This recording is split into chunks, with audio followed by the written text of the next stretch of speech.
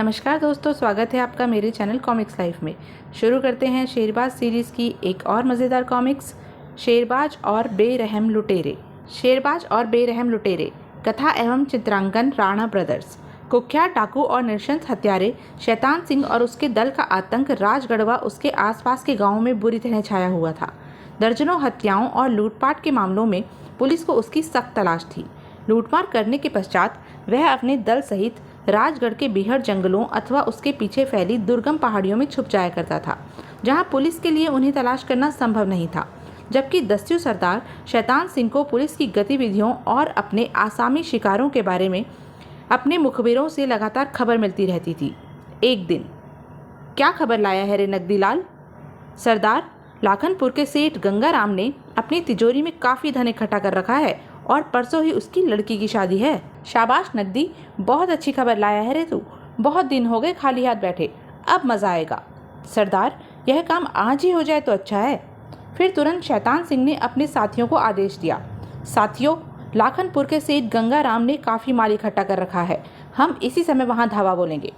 हम सब तैयार हैं सरदार। और थोड़ी ही देर बाद शैतान सिंह और उसके साथी लाखनपुर गांव में पहुंच गए। अरे बाप रे, डाकू शैतान सिंह, भागो भागो, शैतान सिंह आ गया। भयभीत ग्रामवासी अपने अपने घरों में जा छुपे। हे भगवान, आज फिर किसकी शामत आने वाली है? सेठ गंगाराम की हवेली के बाहर। हवेली को चारों तरफ से घेर लो। कोई भी गांव वाला उल्टी सीधी हरकत करे तो उसे गोली से उड़ा दो। मुन्ना, तुम मेरे साथ आओ, बाकी सभी बाहर का ख्याल रखेंगे। चलो भैया। शैतान सिंह की एक जबरदस्त ठोकर से हवेली का बंद दरवाजा टूटकर दूर जा गिरा। डाकुओं को सामने देख सेठ गंगाराम के होश उड़ गए। मुझ पर रहम करो गंगाराम, तिजोरी की चाबी लाओ। शैतान सिंह, मुझ पर दया करो, परसों ही मेरी लड़की की शादी है। बकवास बंद करो और चुपचाप तिजोरी खोलो, वरना माल के साथ साथ जान भी चली जाएगी। कोई चारा न देख सेठ गंगाराम अपनी तिजोरी की ओर बढ़ा। मेरा भरा हुआ रिवॉल्वर तिजोरी में ही तो है।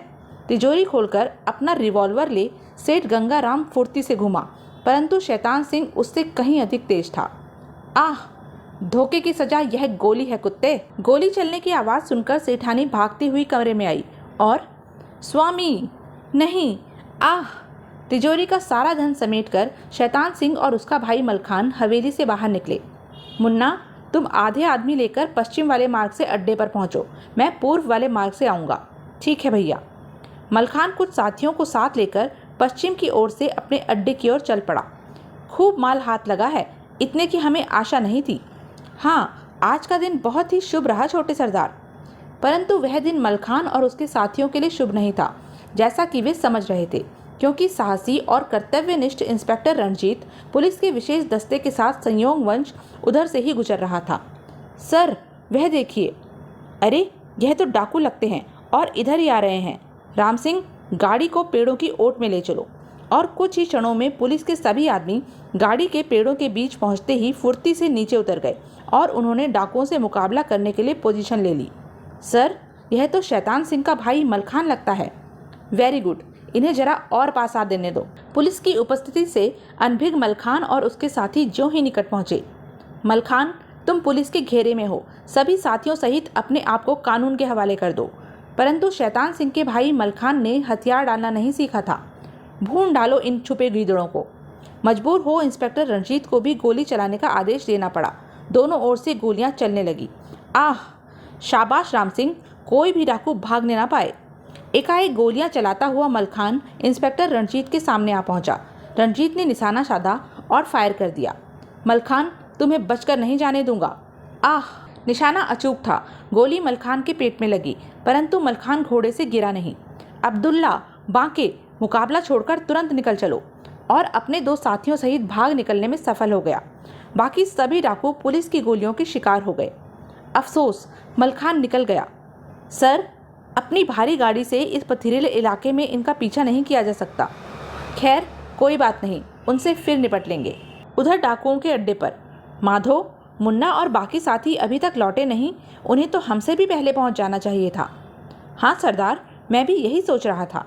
तभी, सरदार, वह देखो, छोटे सरदार आ रहे हैं। अरे, ये तो सिर्फ 3 ही हैं और मुन्ना घायल लगता है। शैतान सिंह ने दौड़कर अपने घायल भाई को घोड़े से उतारा। भैया, आह, मुन्ना, यह सब कैसे हुआ? सरदार, हम ज्यों ही लाखनपुर से बाहर निकले, रास्ते में इंस्पेक्टर रणजीत अपने पुलिस दस्ते के साथ घात लगाए बैठा था। हम बुरी तरह गिर गए थे। बड़ी मुश्किल से हम तीनों बचकर आ पाए हैं। हमारे बाकी सभी साथी मारे गए। अपने साथियों के मारे जाने की खबर सुनकर शैतान सिंह क्रोध से पागल हो उठा। मैं उस कुत्ते पुलिस इंस्पेक्टर रणजीत को अब जिंदा नहीं छोड़ूंगा। तभी मलखान की बिगड़ती दशा देख अब्दुल्ला व्याकुल स्वर में बोल उठा, सरदार, हमें जल्दी से किसी डॉक्टर का प्रबंध करना चाहिए, वरना। ओह ठीक है, हम अभी राजगढ़ चलते हैं। किसी डॉक्टर को लाने के साथ साथ रणजीत से भी निपटते आएंगे। मेरे साथ केवल तुम, माधव और बांका ही चलोगे। जो आज्ञा सरदार। शैतान सिंह, अब्दुल्ला, माधव और बांके रात होने से पहले ही राजगढ़ के समीप जा पहुंचे। चारों ही पुलिस अफसरों की वर्दी में थे। एक स्थान पर। ठहरो अब्दुल्ला, तुम और माधव तुरंत किसी डॉक्टर को लेकर मुन्ना के पास पहुंचो। मैं और बांका रणजीत से निपट कर आते हैं। ठीक है सरदार। अब्दुल्ला और माधव एक अस्पताल के पास पहुंचे। यहाँ से किसी डॉक्टर को ले चलते हैं। माधव, तुम थोड़ा पढ़े लिखे हो, इसलिए तुम ही भीतर जाकर किसी डॉक्टर को बाहर ले आओ, बाकी मैं संभाल लूँगा। ठीक है अब्दुल्ला, तुम तैयार रहना। लेडी डॉक्टर रोमा, जो कुछ दिन पूर्व ही काली घाटी से स्थानांतरित होकर राजगढ़ आई थी, उस समय ड्यूटी पर थी। क्षमा कीजिए मैडम, मैं डॉक्टर से मिलना चाहता हूँ। कहिए इंस्पेक्टर, इस समय मैं ही ड्यूटी पर हूँ। रोमा माधव को उसकी वर्दी के कारण कोई पुलिस इंस्पेक्टर ही समझी थी। ओह, तब कृपया आप जल्द मेरे साथ चलें। हमारे एक वरिष्ठ अधिकारी डाकुओं से हुई मुठभेड़ में गंभीर रूप से घायल हो गए हैं। क्या उन्हें एम्बुलेंस में यहाँ नहीं लाया जा सकता? नहीं डॉक्टर, वहाँ गाड़ी नहीं जा सकती। हमें स्वयं भी यहाँ तक घोड़ों पर ही आना पड़ा है। ठीक है, मैं अभी आपके साथ चलती हूँ। और मरीजों की सेवा के लिए सदैव तत्पर साहसी डॉक्टर रोमा बिना किसी झिझक के पुलिस की वर्दी पहने दो खतरनाक डाकुओं के साथ चल पड़ी। चलो, आसानी से काम बन गया। उधर शैतान सिंह बांके के साथ इंस्पेक्टर रणजीत के घर पहुंचा। घंटी बजाकर दरवाज़ा खुलवाओ। क्या कहना है, याद है ना? हाँ सरदार। उस समय इंस्पेक्टर रणजीत अपनी नवविवाहित पत्नी आशा के साथ भोजन कर रहा था। इस समय कौन हो सकता है? आप बैठिए, मैं देखती हूँ। आशा ने दरवाज़ा खोला। क्या इंस्पेक्टर रणजीत घर पर ही हैं? सुपरिटेंडेंट साहब उनसे इसी समय मिलना चाहते हैं। जी हाँ, आप भीतर तशरीफ़ ले आएँ। भीतर पहुंचते ही शैतान सिंह और बांके ने पिस्तौलें निकाल ली। कुत्ते रणजीत, तूने मेरे भाई पर गोली चलाई, मैं तुझे जिंदा नहीं छोड़ूंगा। अरे शैतान सिंह! और इससे पहले कि रणजीत कुछ कर पाता, शैतान सिंह की पिस्तौल गरज उठी। आह! अपने पति की हत्या होते देख आशा घायल शेरनी की तरह डाकुओं पर झपटी, परंतु बांके की पिस्तौल से निकली गोलियों ने उसे छलनी कर दिया। इंस्पेक्टर रणजीत और उसकी पत्नी की निर्मम हत्या कर दोनों डाकू रात के अंधेरे में विलीन हो गए। उधर अब्दुल्ला और माधव डॉक्टर रोमा को लेकर अपने अड्डे पर पहुंचे। कुछ गड़बड़ नजर आ रही है, कहीं ये पुलिस की वर्दी में डाकू तो नहीं? फिर घायल मलखान को देखते ही रोमा का संदेह विश्वास में बदल गया। तो ये डाकू ही निकले। खैर, पहले इस घायल का उपचार तो करूं, बाद में जो होगा देखा जाएगा। रोमा तुरंत अपना बैग खोलकर मलखान के पेट से गोली निकालने में जुट गई। थोड़ी ही देर में कुशल डॉक्टर रोमा ने बड़ी सावधानी से मलखान के पेट से गोली निकाल दी। अगर सुबह तक यह गोली इसके पेट में रहती तो इसका बचना मुश्किल था। तभी शैतान सिंह और बांके भी अड्डे पर आ पहुंचे। मुबारक हो सरदार, मलखान के पेट से गोली निकाल दी गई है और अब वह ठीक है।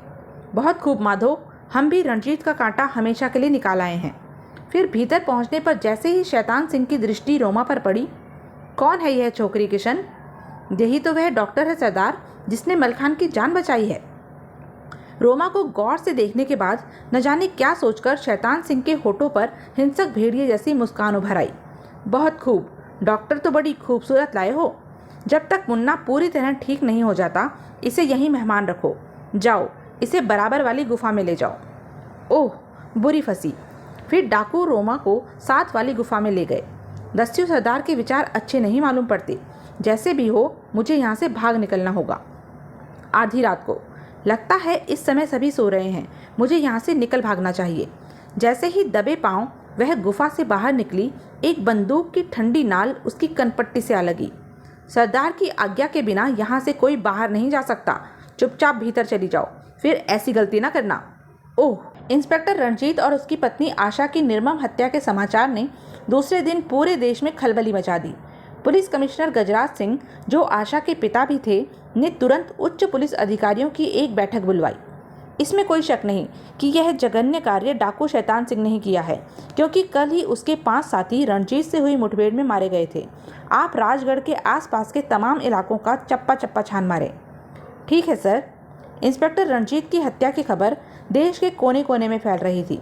अपने निवास स्थल पक्षी विहार पर शेरबाज ने भी यह खबर सुनी। कल रात राजगढ़ में पुलिस इंस्पेक्टर रणजीत और उसकी पत्नी की उनके निवास स्थल पर हत्या कर दी गई। डाकू शैतान सिंह को जिंदा या मुर्दा पेश करने वाले को 50,000 रुपये सरकार की ओर से नगद इनाम में दिए जाएंगे। पुलिस को इस बात का भी संदेह है कि कल रात ही राजगढ़ से जिस डॉक्टर रोमा का अपहरण किया गया है उसमें भी डाकू शैतान सिंह का ही हाथ है। पुलिस पूरी सरगर्मी से डाकुओं की खोज कर रही है। ओह शेरबाज, क्या मिस्टर रणजीत वही तो नहीं जिसके विवाह में तुम 2 माह पूर्व ही गए थे और जो तुम्हारा गहरा मित्र भी था? हाँ दिलावर, रणजीत ने मुझे उस डाकू के बारे में बताया भी था। अब मुझे तुरंत राजगढ़ जाना होगा। और शेरबाज अगली ही उड़ान से विमान द्वारा राजगढ़ के लिए रवाना हो गया। कुछ घंटे पश्चात वह राजगढ़ पहुंच गया। ड्राइवर, पुलिस कमिश्नर के यहाँ चलो। कुछ ही समय पश्चात शेरबाज पुलिस कमिश्नर गजराज सिंह के सामने था। पुलिस कमिश्नर ने सारी घटनाओं के बारे में उसे विस्तार पूर्वक बताया। पुलिस पूरी सरगर्मी से शैतान सिंह की खोज कर रही है। मुझे अपने अभिन्न मित्र रणजीत और अपनी मुंहबोली बहन आशा की मौत का बहुत दुख है। मैं उनके हत्यारों से अपने ढंग से निपटूंगा। मैं अभी शैतान सिंह की तलाश में निकलता हूँ। ठीक है बेटे, मैं तुम्हारी हर तरह से सहायता करूँगा। फिर पुलिस कमिश्नर ने शेरबाज को उस इलाके और डाकुओं के बारे में पूरी जानकारी देकर अंत में कहा, यह दिशा सूचक ट्रांसमीटर तुम अपने पास रखो। ज़रूरत पड़ने पर हम इसकी मदद से तुम तक पहुँच सकते हैं। धन्यवाद अंकल। और थोड़ी देर बाद शेरबाज ने एक छटे हुए गुंडे का रूप धारण कर लिया। अंकल के कथनानुसार अपहरित डॉक्टर रोमा वही लड़की है जो मुझे एक बार काली घाटी में मिली थी। अब तो मुझे जल्द से जल्द उन डाकुओं के अड्डे का पता लगाना होगा। काली घाटी के बारे में जानने के लिए देखें शेरबाज और काली घाटी के नरभक्षी। लिंक डिस्क्रिप्शन बॉक्स में दिया गया है। फिर शेरबाज डाकुओं की खोज में निकल पड़ा। पहले मुझे इस इलाके के शराब के ठेकों पर चलना चाहिए। डाकू शराब का इस्तेमाल तो ज़रूर करते होंगे। कई गांवों एवं कस्बों के शराब खानों का चक्कर लगाने के पश्चात शेरबाज एक दिन खानपुर गांव पहुंचा, जो राजगढ़ के बीहड़ों से एकदम सटा हुआ था। ए पहलवान, कोई दारू का ठेका है आसपास में? वो सामने ही है। बाप रे, कोई डाकू लगता है। और शेरबाज शराब के ठेके पर पहुंच गया। ये 2 स्वस्थ घोड़े किनके हो सकते हैं, पता लगाना चाहिए। घोड़े से उतर शेरबाज किसी शराबी की तरह झूमता हुआ शराब खाने में प्रविष्ट हुआ और एक कोने में जाकर बैठ गया। अबे ओ छोकरे, एक बोतल ला। बिल्कुल धुत है। एक नए किंतु बदमाश तरीके व्यक्ति को दहाड़ते देख शराब खाने का मालिक दुर्जन भी चौंका। इस इलाके के सभी बदमाशों और डाकुओं को मैं अच्छी तरह से जानता हूँ। यह शायद बाहर से कोई नया पंछी आया है। लड़के ने तुरंत एक बोतल लाकर शेरबाज के सामने रख दी और बोला, दादा कुछ खाने के लिए लाऊं? अबे भाग, आदमी खतरनाक लगता है। शेरबाज की तेज निगाहों ने कुछ ही क्षणों में वहां मौजूद सभी व्यक्तियों का निरीक्षण कर लिया। एक कोने में बैठे 2 व्यक्ति उसकी नज़रों से छिपे नहीं रह पाए, जो बराबर उसे ही घूरे जा रहे थे। वे शैतान सिंह के साथी माधो और किशन थे। इधर शेरबाज ने अत्यधिक नशे में होने का प्रदर्शन करते हुए जानबूझकर शराब नीचे गिरानी शुरू कर दी। कभी पी तो नहीं, परंतु यहाँ तो अभिनय करना ही पड़ेगा। शेरबाज को नशे में धुत समझकर माधो और किशन भी हंसे बगैर न रह सके। हा, क्या अंदाज है पीने का। किशन, जरा दुर्जन से पूछो तो कौन है यह? किशन दुर्जन के पास पहुंचा। दुर्जन, कौन है यह काना मुच्छेल? कहीं कोई पुलिस का कुत्ता तो नहीं? अरे नहीं किशन, दुर्जन ने दुनिया देखी है। यह तो कोई भगोड़ा मुजरिम लगता है। किशन पुनः अपने साथी के पास आ गया। यह कोई नया ही पंछी है, पहली बार ही यहाँ आया है। तो फिर क्यों ना सरदार के आने से पहले ही इसकी नई राइफल पर हाथ साफ कर लिया जाए। मैं भी यही कहना चाहता था। मुझे तो उसकी पिस्तौल पसंद है, बिल्कुल नए मॉडल की है। तो फिर चलो। माधव और किशन शेरबाज के पास पहुँचे। मेरे ही चक्कर में लगते हैं। क्यों बे काने, इन हथियारों का लाइसेंस है तुम्हारे पास? हम पुलिस के आदमी हैं। तो तुम पुलिस वाले हो? फिर तो लाइसेंस दिखाना ही पड़ेगा। और शेरबाज ने बिजली की गति के साथ उठकर अपनी मेज उन पर उछाल दी। बाप रे, आह, उफ, यह लो मेरा लाइसेंस। तो यह थी अब तक की कहानी। आगे की कहानी जानने के लिए बने रहें मेरे साथ। और हाँ, मेरे चैनल को लाइक, शेयर और सब्सक्राइब करना ना भूलें। धन्यवाद।